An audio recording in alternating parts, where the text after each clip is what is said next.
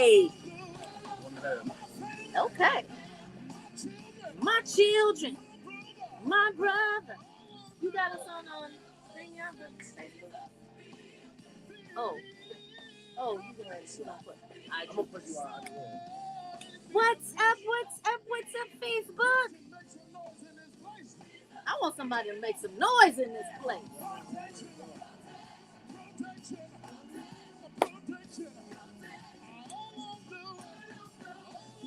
Hold on to. Jamie Foxx back. What's going on right here? What's your man doing?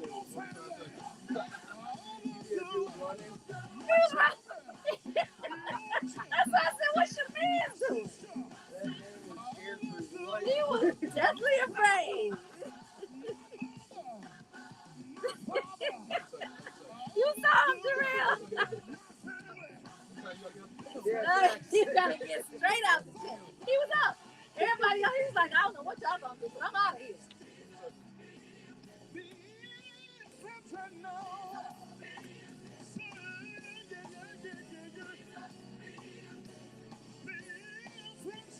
That's the day after that.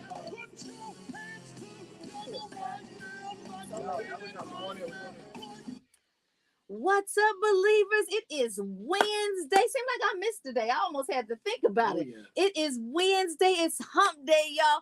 And not hump day hookup because Jarrell run out of the studio. If that be the case. Wishing you a lovely Wednesday. May the Lord bless your day with love and peace and kindness. And may all the blessings of God's perfect gift fill your heart and your home today. Mm-hmm. It's your girl Tamira Fair on the air, and I am super excited to be posted in the studio with the Brunch Bunch crew. What up, y'all? Yeah, what up? Listen, y'all. It's so many things going on. Is it the not the vortex, but the eclipse? That just made everybody go crazy. I'm watching the man on TV run like he in a skit or play or something, but it was real life. We're gonna talk about it all today, y'all. Just in case you're looking for Marcel, he is in the Ville. Yes. Not Wrigleyville. I'm talking about Nashville. Remember, he told us a little bit earlier that he had a opportunity to go to Nashville and do some good in the hood. You know, wherever he is doing what he does in the action of his name and acting in his name. Action Jackson. It doesn't have to be necessarily just in Chicago, just in Illinois. He's doing his thing all over the nation. Y'all, but that don't stop us here. We got a great show for you today. We can ready to talk about it. Now, if you're not listening to us on social media, you might want to catch us on Instagram, and you also might want to catch us on Facebook. Now, while you're there, go ahead and like us. We promise to love you back. Don't go nowhere. We got way more to share right here on Inspiration 1390. Hey, it's your main man, Action Jackson, and the business spotlight of the week is. Hey, Facebook, what's up? I don't think that's on. Real banana, Hawaiian pineapple, and chocolate. It is. Okay, cool. Southern style. That's Marcel. But that's Marcel. Go to LorenzosFrozenPudding.com for more information. This business spotlight was brought to you by the Dream Center Co-working and Business Support Services. Attention motorists, get your new Buddy Bear yearly Buddy Pass for as low as $17 a month for the entire year. No matter where you are, through the 15 locations, you can go it's a thing on and get your car washed on the bag. If you want. Color. Bring it down. Okay. Buddy Bear members will receive Why you think I exclusive changed it? and offers throughout the membership. Nobody don't listen. BuddyBearCarWash.com. That's BuddyBearCarWash.com. That's because you don't have a nail. Get your membership today. You can ride out with a clean ride tomorrow. That's BuddyBearCarWash.com. Dreaming of a new home or selling at a great price? LNS Development what is is your the go-to. topic? Expertise in real estate and mortgage loans. We make the process seamless and rewarding. The topic is next segment. So guys, hey DJ Brandon, what's going on below? Always first. What's up, guys? Instagram, thank you so much for joining us today on the Brunch Bunch. I'm going to give you the topic as soon as this next segment is over, but I definitely want you to stay tuned. And of course, Adam is going to wave to you. We're in the Raw with Tamara Fair on the Brunch Bunch. You know, I say all the time that if you're a racist in 2024, you have to be living a miserable existence. That's not just in the United States where racism seems to be at an all-time high, but that's only because that's who we're paying attention to. London, calling you out. Okay. And I'm going to tell you why. So a racist troll calls Black Romeo and Juliet actress ugly, leading many to speak out on the exact subject. So on Friday, the Duke of York's Theatre in London shared a statement attributed to the Jamie Lloyd Company on X, formerly known as Twitter, regarding the latest production of Romeo and Juliet. So since a Black woman, Francesca Amawade Rivers, landed the coveted role of Juliet, there has been a slew of racist commentary aimed at her and whether she would be a match alongside Tom Holland as Romeo. Well, if you look at commercials, even in the United States, there are no more monocultural couples, right? Every couple you see on commercials are multicultural, right? Mm-hmm. So the statement read, following the announcement of our Romeo and Juliet cast, there's been a barrage of deplorable racist abuse online directed toward a member of our company. This must stop. We are working with a remarkable group of artists, and we insist that they are free to create work without facing online harassment. We will continue to support and protect everyone in our company at all costs. Any abuse will not be tolerated and will be reported. But who you gonna report it to? That's my question. The message continued. Bullying and harassment have no place online in our industry or in our wider communities. Our rehearsal room is full of joy, compassion, and kindness, and we celebrate the extraordinary talent of our incredible collaborators. They added, the Romeo and Juliet community will continue to rehearse with generosity and love and focus on the creation of our production, as they should. Well, Romeo and Juliet is scheduled to run at London's Duke of York's Theatre May 23rd through August the 3rd. Now, that's a very long run for a play, and it is already sold out. Well, Amawade Rivers, who is best known for the show Bad Education, initially shared her excitement on Instagram about her role in the play, writing crazy things are happening with excitement. She was so happy to land the role. And y'all, I'll see you in Verona. The actress also released a statement about the production. I'm so grateful to be making my West End debut as Juliet with the Jamie Lloyd Company. It's a dream to be joining this team of incredible artists with Jamie at the helm. I'm excited to bring the fresh energy to this story alongside Tom and to welcome new audiences into the theater. However, having a Black woman in the usually white role did not sit well with many racist trolls. In response, many online began to speak out in Adewale's favor. Well, the vitriol online attacking actress Francesca Amawade Rivers, cast as Juliet in the London stage play, for being ugly is just obscene. Juliet is a regular girl, and I don't remember any attacks on Claire Danes, another normal-looking actress, wrote Dan Talleret on X. I think X should actually censor some of these racist comments. Now, I do agree with the First Amendment that you have the right to say whatever you want to say. But when you're saying things because you're just rooted in racism, I think that there should be a avenue for you to comment, the actual platform to comment, that they, like we do here at iHeart. These are the opinions of whomever making them, not necessarily the opinion of X, because it does look complicit when you allow that kind of trolling to happen. But on X, what I like what they're doing now is they're putting like comments underneath posts that are, I can't say community notes exactly. So they'll put under, we don't subscribe. Oh, so that's exactly what I was saying. So they do that. Oh, good. Mm-hmm. But you know what? When you think about it, there was talk, and I don't know if this is factual, but Romeo and Juliet was written by William Shakespeare. Yes. Now, William Shakespeare is reported to be of mixed race, right? And also Beethoven of mixed race. Well, so to have a Black actress playing in a Shakespeare play would not be a far cry, but you'd want to keep everything so purely white that when you see someone else, and you don't have to have a role that's cast because of your culture. As long as you are a creative actor, you can do the role right, then you should be cast. 100%. And you should have the freedom to explore and to give the world your talent. And what this reminds me of is, like, in America, when we reported people were upset with Little Mermaid being Black. Now, like, it's just grown men being upset with, like, a Little Mermaid and Romeo and Juliet. Go live your life. Don't be and let somebody live, right? Literally, especially in the arts, because the arts are definitely going to exaggerate whatever the truth is, because that's why it's called art. But also, it's going to reflect life too, and that's how life is turning now is more multicultural. It's turning now. relationships. It's always been It's been- multicultural. But I'm just saying, We always been here. yeah, Adam. it's turning now, and I In feel the like arts. In the arts, I'm Yeah, saying, yeah. you're right. But you know what? I just don't understand how you can like live and really live effectively in your life. If you're looking to see, oh, is it a Chinese person here? Is it a Jewish person here? Is it a black person here? Because everybody's everywhere. It's mentally tolling. It's got to be. But it's unfortunate that this young woman has experienced such horrible mistreatment. So, but either way, we are sure that she's going to put on a heck of a show. So, Absolutely. if you are in London during those dates, and I'll repeat them, that the show is running from May the 23rd through August the 3rd.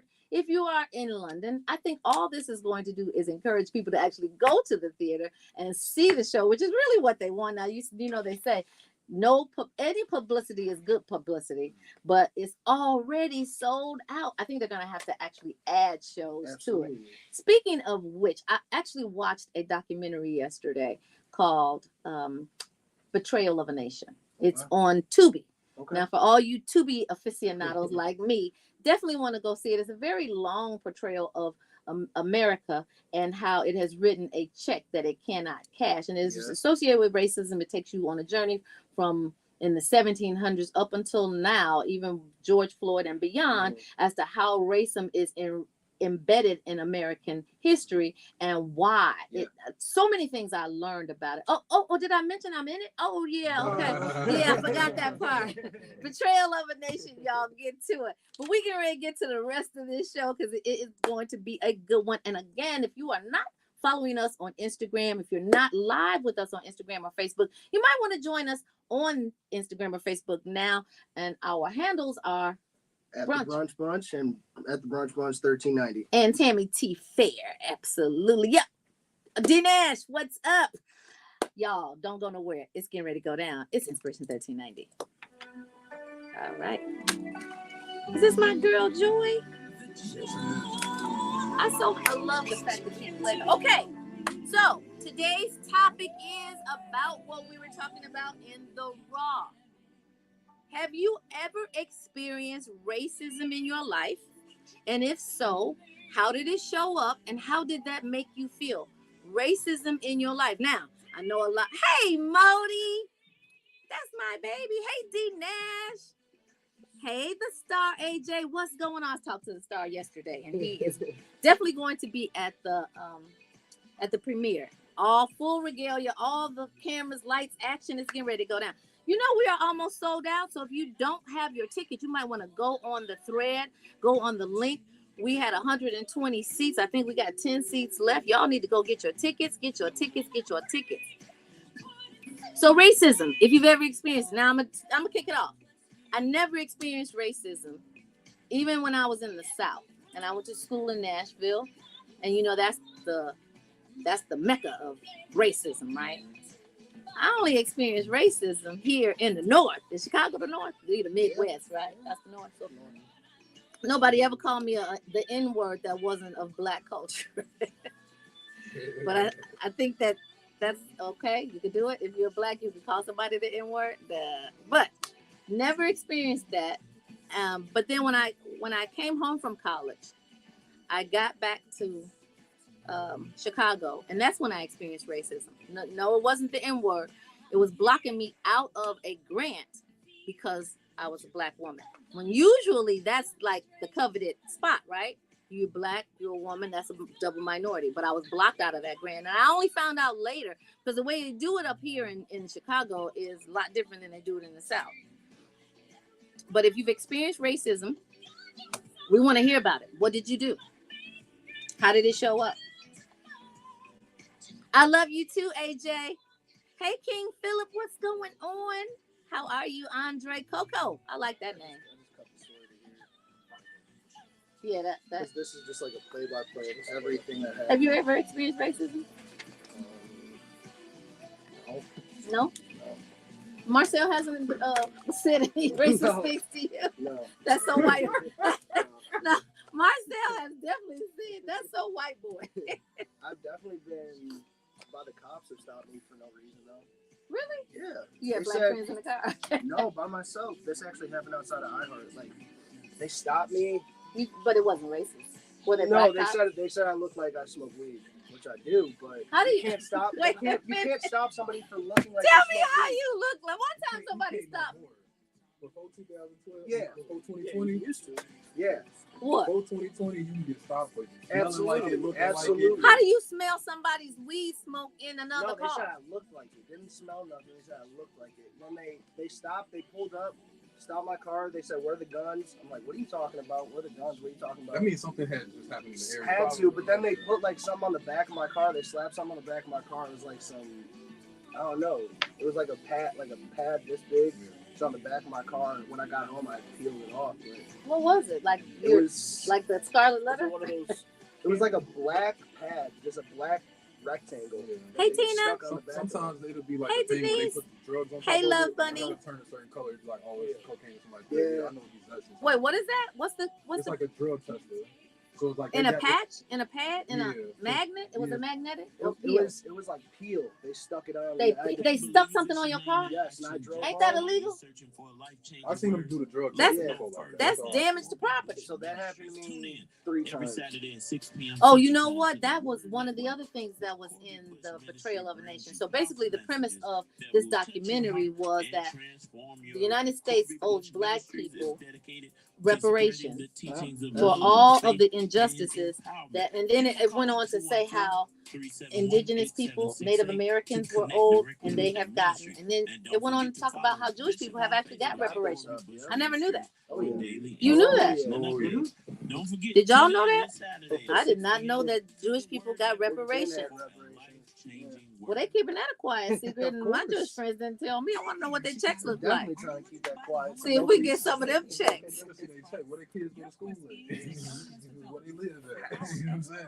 You can't go to their school. You know what I'm So saying? this is a young lady from Clark, Atlanta, a young filmmaker from Clark, Atlanta. She's based in New York. We filmed it in New York. We went to the courthouse in New York. I was surprised how long it was, and I was also surprised how in-depth it was. I think she should be afraid because all of the things that she talked about are things that get you no longer breathing. Suicide. Yeah, Suicide. exactly. Yeah. That's crazy. Betrayal of a Nation. I'm only in there for a good thing though. I don't die in it. Okay. It's This is a just fictional movie? no, it's factual. It's a documentary. Hey guys, it's Tamara Fair. Like literally, we filmed it in the Brooklyn courthouse. Now, your home is not just a place. Yeah, I was It's a witness lifetime of about, memories, and my honored topic was and cherished. reparations. At Secure But it Home was and different Automation, they topics. You had the understand what it people means to protect from, these memories.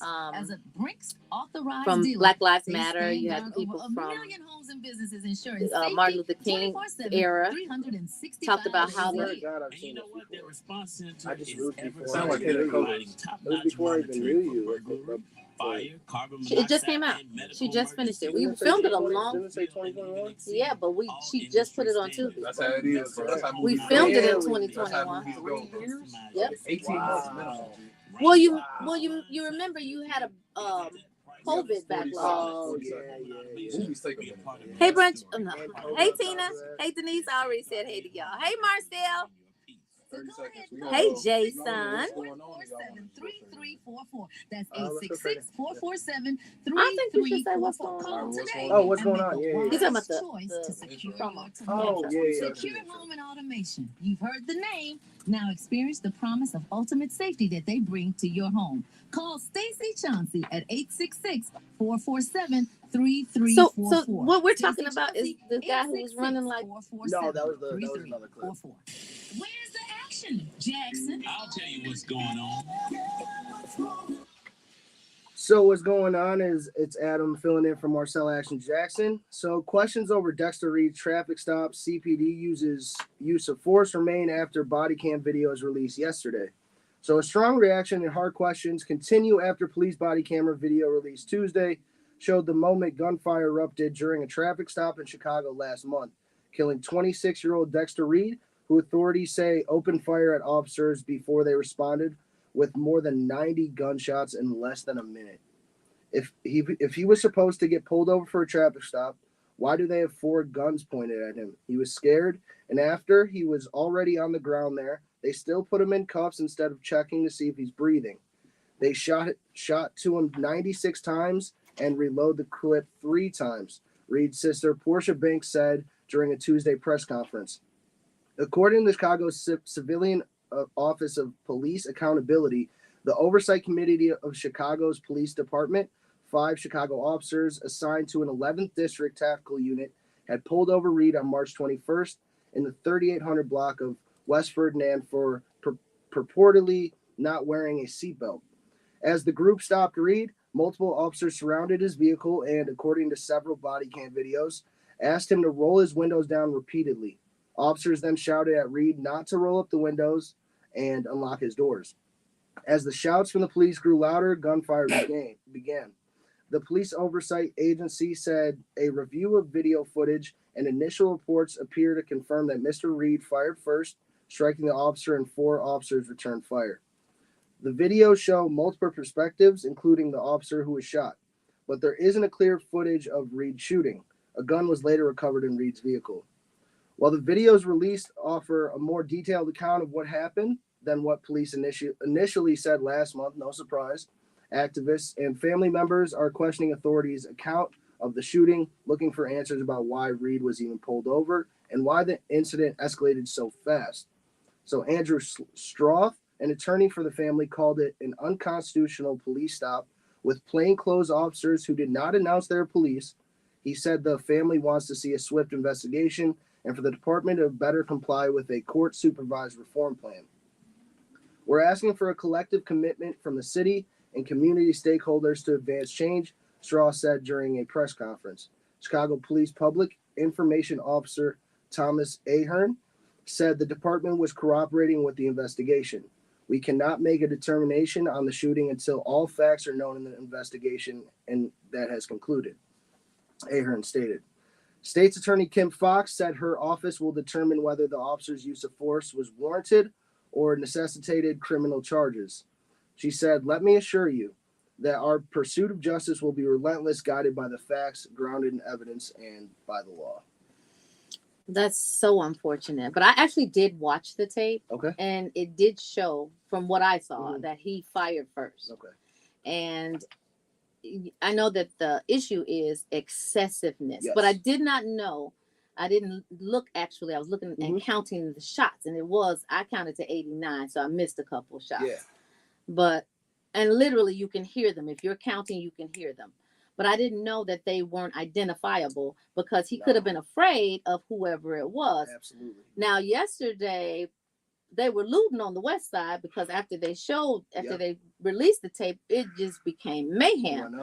Yeah. So Tanya sent out a notice about it and said, be careful. Be careful. What are they doing? What is the issue?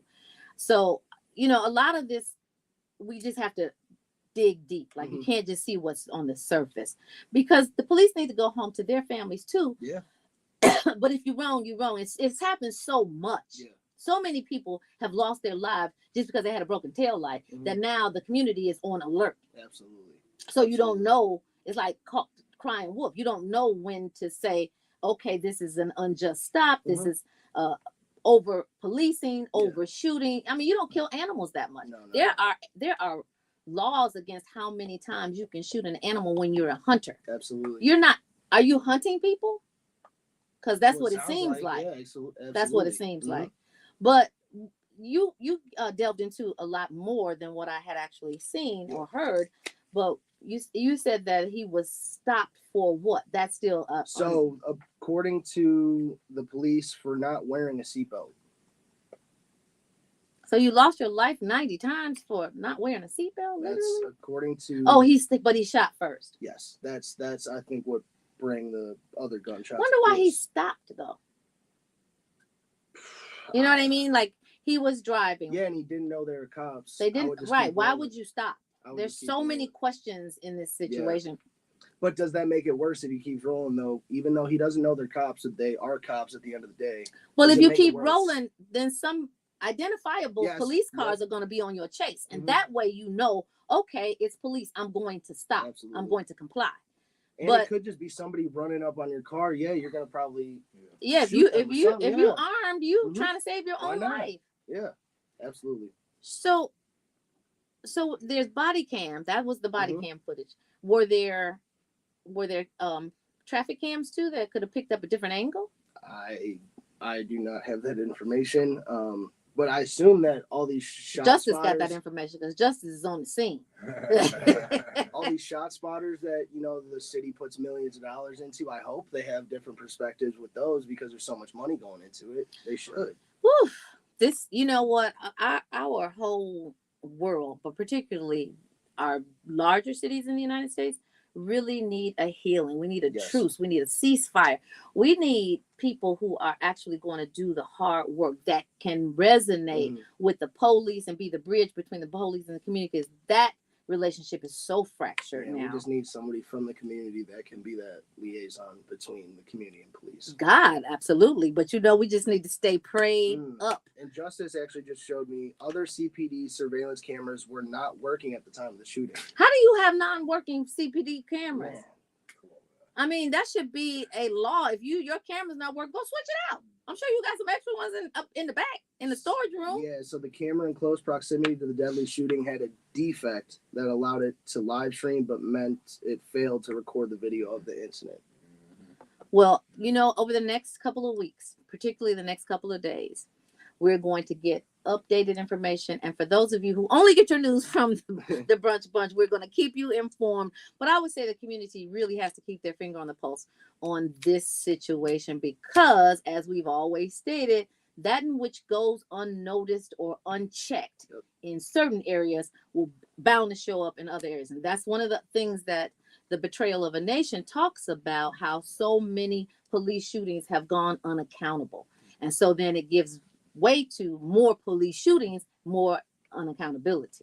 More internal investigations. Right, exactly. But if we stay prayed up, y'all, and you know, prayer really does work. A lot of times, now I got some people in my family that are atheists, and I don't understand it. I respect what you are because you have the right to be and think and believe whatever you are. But I see so much evidence that there's a God, even just within the solar eclipse. Who would think to do that? Yeah. Would you think to do that? Never. Let's just take the sun and put it behind the moon. Nobody would think that unless they were a solar being. So stay prayed up, y'all. It's Inspiration 1390. Come on, Karen Clark. Let's do it. So racism. Racism is the topic today. Tina Hammond says. Justice, read what Tina Hammond says. What Tina Hammond says? Huh? What Tina says? Tina be on it. Tina be on all the topics. Hey, my favorite. How are you? Plain clothes, and if his windows were tinted, say it loud so people can hear you. Oh, okay. Tina Hammond says that was overkill. They were in plain clothes, and if his windows were tinted, how did you see him? He didn't have on a seatbelt. How did you see that he didn't have a seatbelt on? Remember, we have officers that are in gangs too. Oh wow, I didn't even think about that. Yeah, some of these officers be wearing shiesties too, bro. You walk up to my car with a shiesty, I'm letting off too, bro. I ain't gonna lie. Tina had another comment about the topic. There was a fire by my house and it was really hot outside, so I took a bag of cold water to the firemen. One of them said to me, "We have to take it back to the station." You know darn well I've seen them take these things from people who look like them. Next time I won't waste my time. Yeah, that was racist. Literally, if I'm a fireman and I'm in the fire, Tina, pull up, please. Bring me that water. Put a whole lot of ice in it.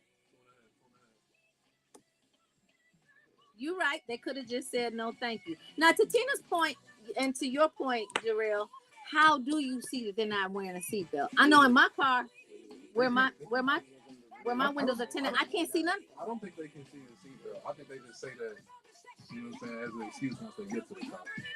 It's just like the I smell weed thing. It's like you can just say that once you get up to the car. Hey, Bettina, thank you for joining us. Yes, to the Most High God. Turn to your neighbor and say amen. Amen. Hey, wifey. Is it racist to not want to see your kids with somebody of the opposite race? That's a great question. Is it racist? So, like, if you bring your black man and you bring home a white woman, is it racist that you don't want your black or son? Like, is it my parents don't want to see me with a white girl? Am my parents racist for that? Or like, you know what I'm saying? Say that's got to be a form of racism. And say if I'm dating somebody that's not black and her parents like, yo, don't bring him, because I'd have had that happen. A couple times, and we done dished it out too. I think it's different. Yeah. Because black people do that for different reasons than white people do. white people, in my opinion, see other races as less than, or dirty, or whatever, things like that. Whenever it comes to black people, it's because of our historical trauma that they're like, don't bring no white people to our house. Like, our grandparents lived through racism; they've seen nothing but white people be horrible. So do the reason it matter? I was gonna ask you. I was gonna say the same thing. So if you flip that and your white son brings a black woman home, is that racist? That's racist. Yeah, that's why I said it's Because there is a population that believes black people cannot be racist. Right, but like, I don't know, man. I done dated, you know what I'm saying, white girls, and Daddy flipped out on me. You know what I'm saying? But I done brought Puerto Rican girl home. My mama flipped out on her. You feel me? So that was prom day. So I can't tell you how it goes, bro. But is it racist? That's a great question. Is that racist, y'all? Hey, Christy. I think it's prideful, bro. I don't know if it's racist, dude. I don't want to see my sister with no white boys. But you brought a Puerto Rican girl home. That's different. But I was 18 though. I wouldn't do it now. But do you find love where you find love? Does it matter what color it is if you actually love that person's heart? In my house, yeah, but I don't know. But I'm asking. That's how I came up. I'm asking. We got 10 seconds now. Oh wait, what are we doing? Play another song. Adam has a story. Oh, you went to go get the story? Yeah. Where is it? You see it right here. Okay, so let's keep talking about this. This is a great topic about racism. If you bring a person home, whichever, if you bring a person home of the opposite race or a different race, period, is that racist? If your son or daughter brings a non-whatever you are home, is that racism? Or is it just pride? Or is it protection? Or protection. I see where my dad coming from. Like, I don't want to see my daughter, and I get it. It's a pride thing. Like, he a black man, you know what I'm saying? He wanna have black grandkids. You know what I'm saying? I get it. And then like my older cousins, bro, I got 4 older cousins, bro. None of them ever brought a black girl home. 20 years they been dating. None of them, bro. And so that got my mama and them feeling some type of way. You know what I'm saying? Like, and my mama looking at me like, you ain't gonna do what they doing. How you? Like, they raised me. You know what I'm saying? Yeah.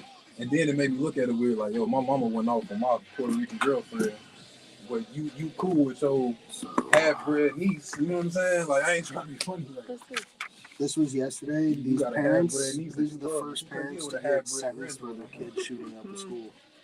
I'll be honest with my parents. Where is it? My thing this was where's the suburbs, right? How you gonna move us? How you gonna move us to a white suburb and then be racist? You know what I'm saying? Don't be mad if you're gonna bring home white kids. Bro, my mom ain't want us to have no white friends. Like, bro. Like, I ain't trying to be both. Everything. But this is Oxford High School? Yes. Where was this? Where's Oxford High School? I mean, we had first moved over there, bro. One of the guys, his mama was like, yeah, you can't hang out with Drill no more. He had bad influence. He the one that ended up dropping out of school and everything. Michigan. I was like, that's bogus. No, that was crazy. I was lost that. That was crazy. This is nuts. But then maybe I was very big precedent. You know what I'm saying? Like, I was getting in trouble. Yeah, but is that fair? They bought him the gun. Oh yeah, they knew. Yeah. They bought him the gun. Did they know he was gonna be shooting? I was on my way to the Marines. So I met her the day of the shooting, they got called in the principal's office for some disturbing photos that he was drawing of shooting. See, it's always a sign. It's always a sign.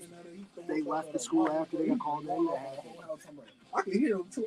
She like had in the closet. This is the end of it? Yeah. Like, oh, okay. That's how it goes, huh?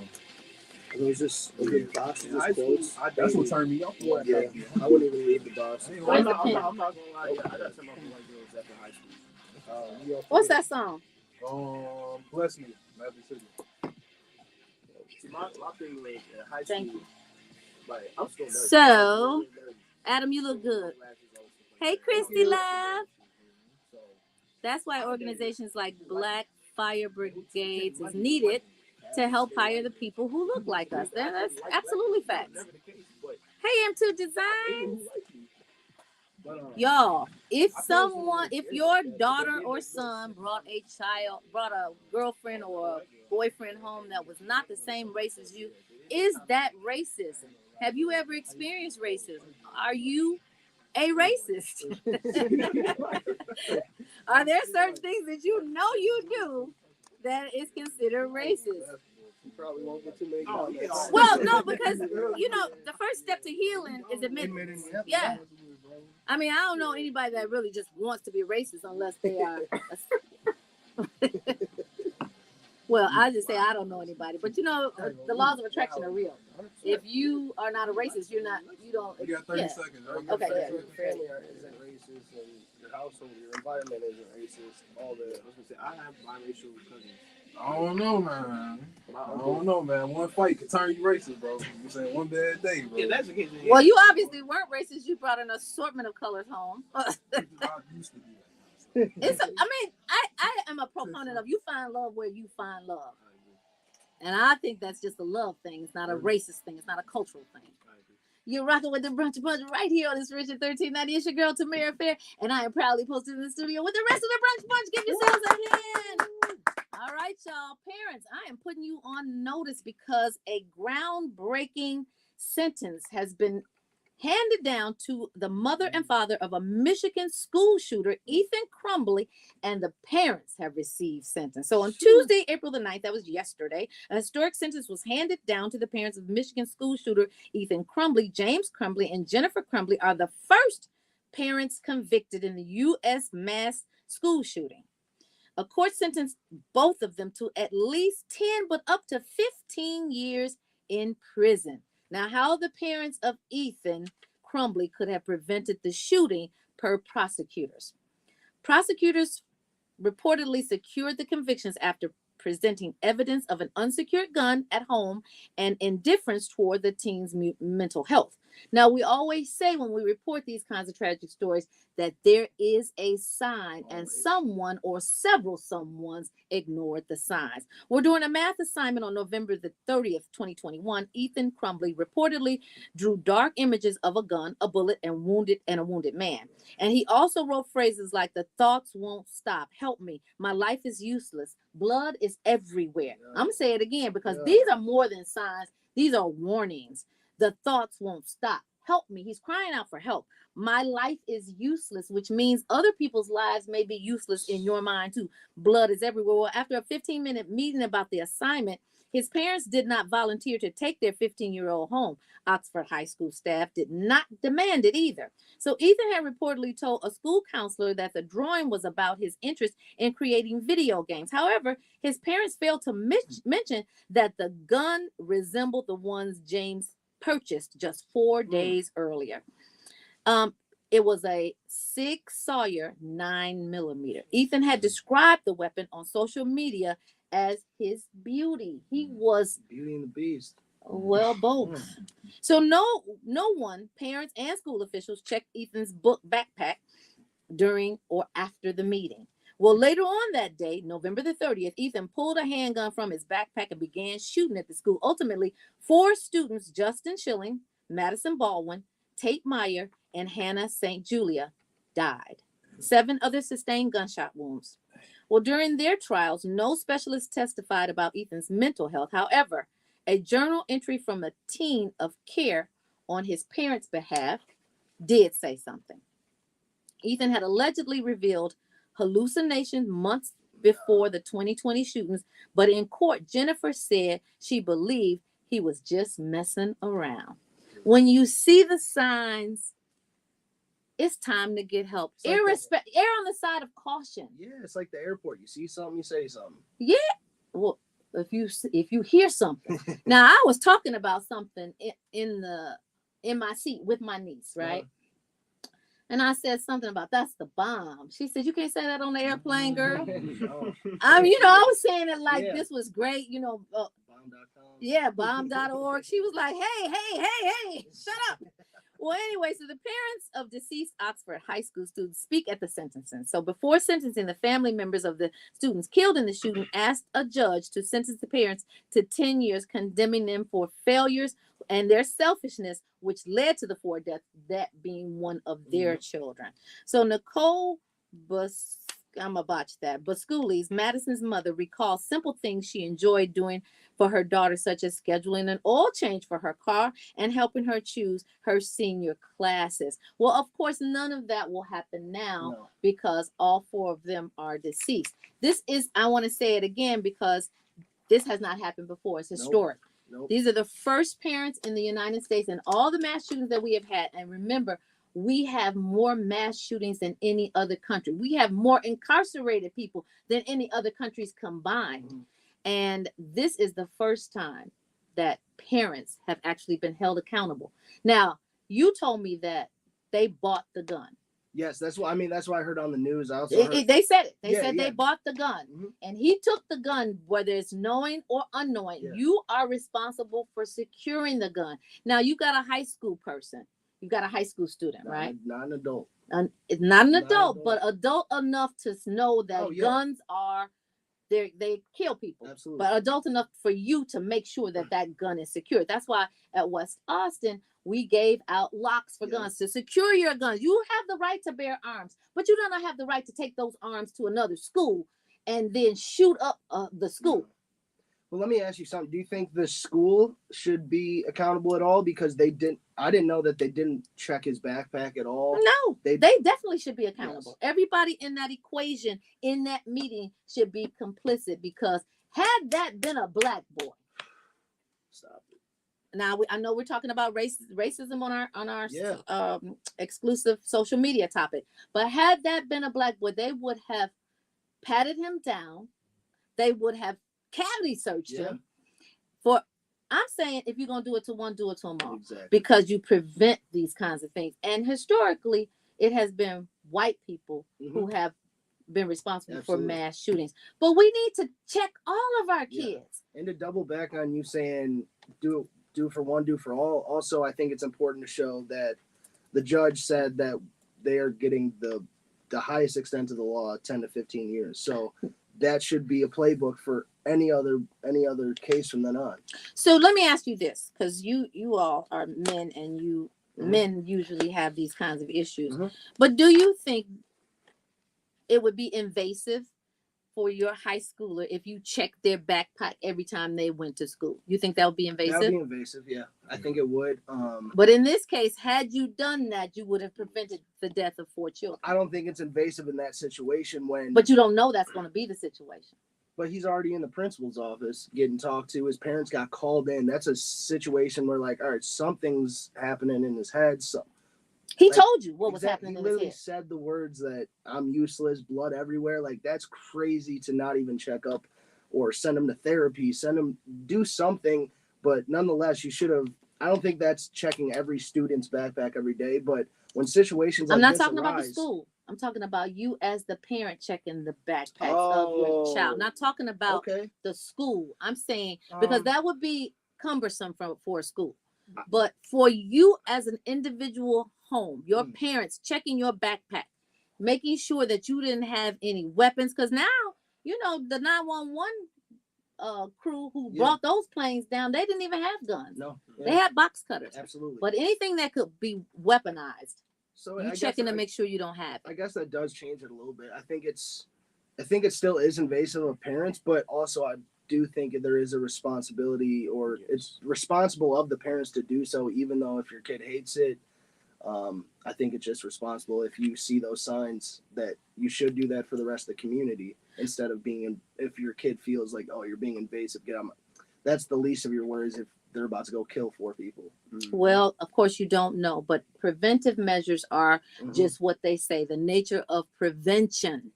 So I think that it is the parent's duty, really, especially here in America, to actually check and see what their kids are bringing to school. Now, I would beg to say even further that if this teenager showed those signs in school, that he was showing them prior to this. Absolutely. That it just didn't start in the school. Again, if you see the signs, don't ignore them. Well, This even- child asked, "Help me." Yes. He said, "Help me." And he's big into video. Like, let's be honest, video games nowadays are a lot more violent too. And these kids he's 15. He grew up with that type of video games, as Call of Duty, Grand Theft Auto. It's all shooting people. It's all about guns and killing. So that's what these kids are being brought up on, and that's it's normal to them almost. Well, I know that prayer. I'm a big prayer. Yes. I know that prayer really, it helped me. Yesterday, I had a procedure, and I went into that procedure knowing that I was going to come out victorious. But when you are prayed up and you are filled with the Holy Ghost, you still have a responsibility to do what he's telling you to do.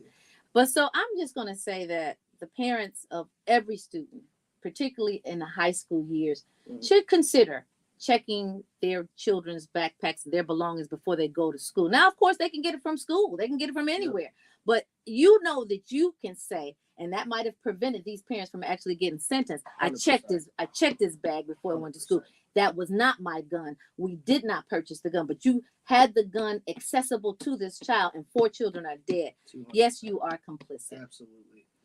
And you're the adult in that situation. You should be. And you allowed him to do adult things. But we just got to bless everybody, every student, every parent, real good. Come on, Twinkie Clark, let's do it. It's Inspiration 13, ain't it?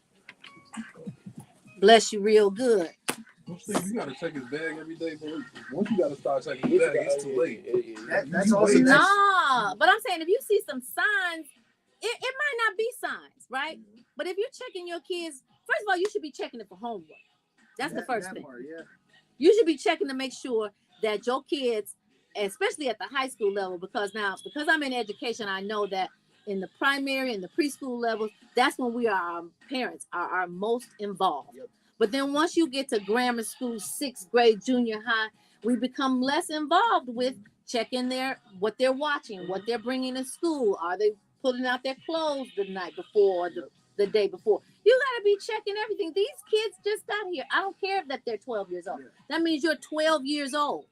You know how old? If you checking his bag, though, that means that you already don't trust him by the time you go out. You shouldn't trust your kids. Well, if you can't trust your kid outside the house, you shouldn't let him outside the house. No, I'm not saying that. I'm saying you shouldn't trust your kids to make adult decisions. I'm saying, but if you gotta trust him, you gotta check his bag before he get up. Then that means he unsafe going out anyway.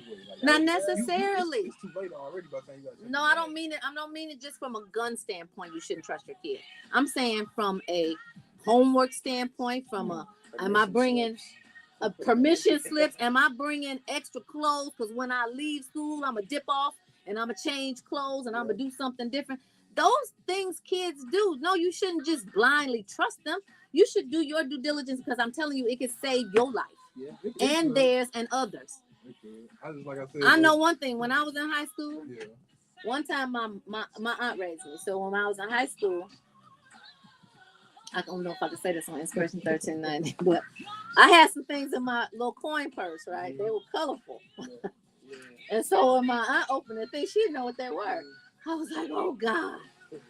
So I knew not to put them in there anymore. I knew not to take them to school anymore. I would always have another set of clothes, because I knew I was going somewhere after school. When she found out I had the extra set of clothes, she was like, you bring your tail home. You ain't going nowhere and put these, because I would have some stacked high heels.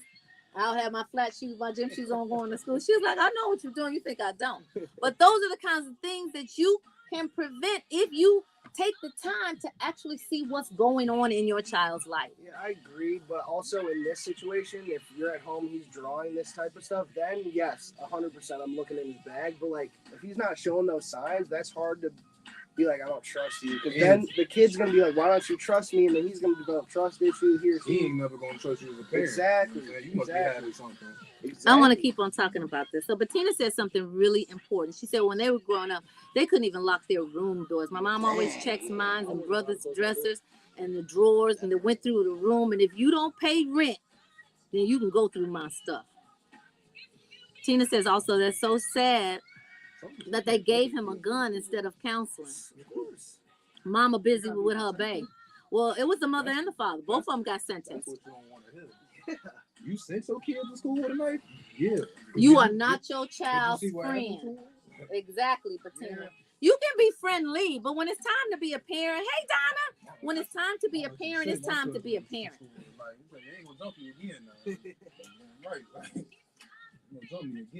Crazy Howard McGee tuning in. What's going on, Crazy Howard? Our iHeart's very own.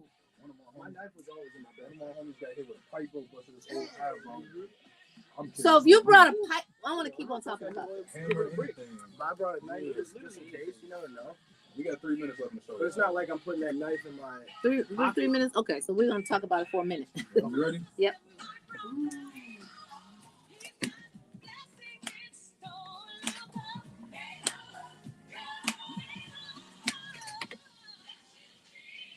Thank you for hanging out with the Brunch Bunch today. It's your girl Tamara Fair on the air, and I'm proudly posted in the studio with your main man. And we're talking about still these parents getting sentenced, and this has been a hot topic up in the studio off air. So we wanted to bring some of the comments that the listeners are making on air. I mean, off air on the air. So Tina Hammond says that when she, Tina said that when she grew up, that their parents actually went through the room, went through the drawers, and the parents said, if you don't pay rent, you don't get privacy. That sounds like a cell check. Flipping the beds up. But I bet you nobody in her house went and shot up the block. Exactly. So the question is, and we don't have a lot of time to belabor it, but I want you guys to just marinate on this and see what your stance is and see if we can come up with some solutions, because we're a solution-based show. How do we prevent children from going and shooting up schools? Because that seems to be the preferred place that you want to shoot up, with the exception of the Vegas situation. Or the nightclubs, but going to school, shooting them up. This is something that's preventable. Starts in the house. Starts in the home. With loving your kid. It's giving time to your kid, making sure your kid's heard. This kid, his parents definitely didn't listen to him saying, I need help.